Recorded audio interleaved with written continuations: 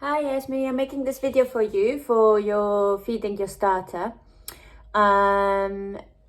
First things first, ideally you'll have a straight jar because you need to be able to see when your starter has doubled.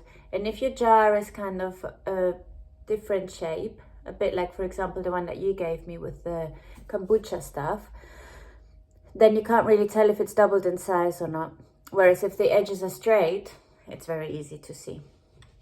So my recipe, the bread recipe that I'm going to make today, for which I'm making the starter now, it needs 50 grams of starter. So what I'm gonna do is use so I need to make, and the starter needs to be fresh and active. So that means it needs to have been recently fed. It needs to have doubled, at least doubled. So you want to use it at a time when it's doubled and still growing, rather than when it's doubled and coming back down, because then it's not very active. When it's getting hungry again, it starts coming down again. So when you want to use it when it's at its peak and you actually can see a little dome shape on top. It takes about 4-6 hours, I think, for it to double. So the first few hours you won't see much, and then suddenly you'll see it has doubled. The way you can see if it's doubled is by either putting a rubber band around it or using one of those chalk pens if you have one. I'll show you that later. So the recipe needs 50 grams. I want to have 20 grams left over for the next time when I make bread. So that means that I need to make enough starter for my recipe, 50 grams, plus to put back in the fridge, 20 grams. So I need to make 70 grams of starter.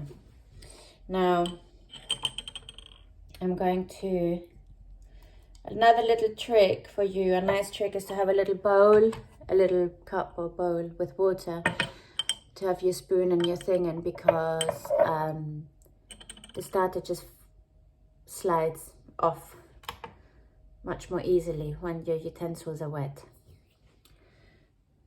than when they're dry. So I'm gonna put in 20 grams of starter, unfed starter, so the starter that's been in the fridge for about a week now. Here we've got 15. Oh, you can't see anything. There we go.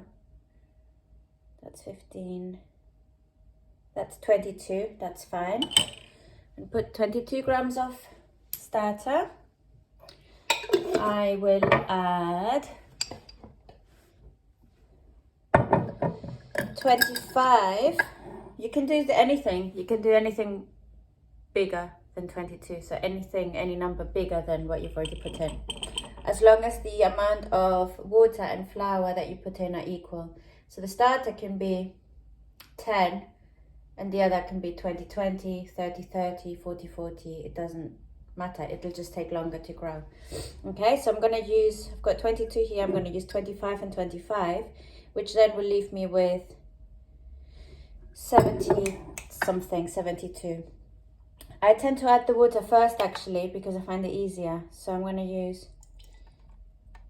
10, 17, 25.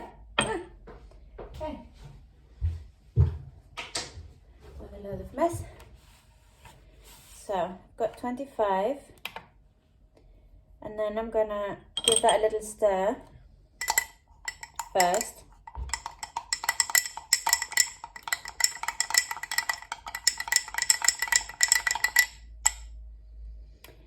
Now I'm gonna add 25 of my rye flour.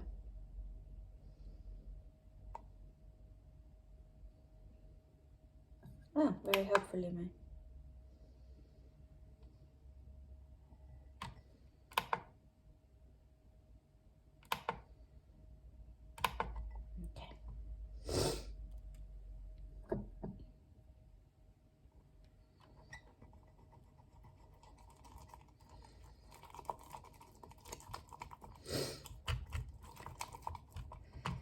That's not quite 25 yet. Okay, there we go. So you're just mixing it, and it's like really sticky at this point. It's gonna be really like doesn't even want to come off the spoon, yeah? So you want to mix it all, that you've got no bits of flour left. And then you're going to try and get it as flat as possible, because then when it's not all rugged all up the sides and stuff, that's when you can see if it's doubled. So I'm going to make it nice and clean there on the edge of the glass so I can look in. And I am making it nice and flat so you can see it's fairly straight. Yeah. And what you can do now, so you can cover it, but it needs to be able to breathe. And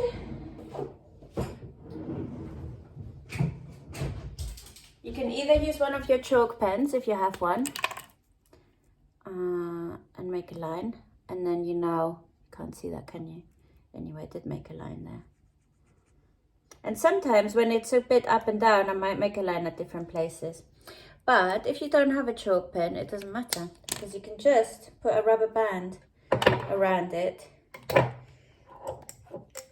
up to the height of where your dough is. There. And then you can easily see if it's doubled. And that's your first step. And then you have to wait about 6 hours before you can do anything else.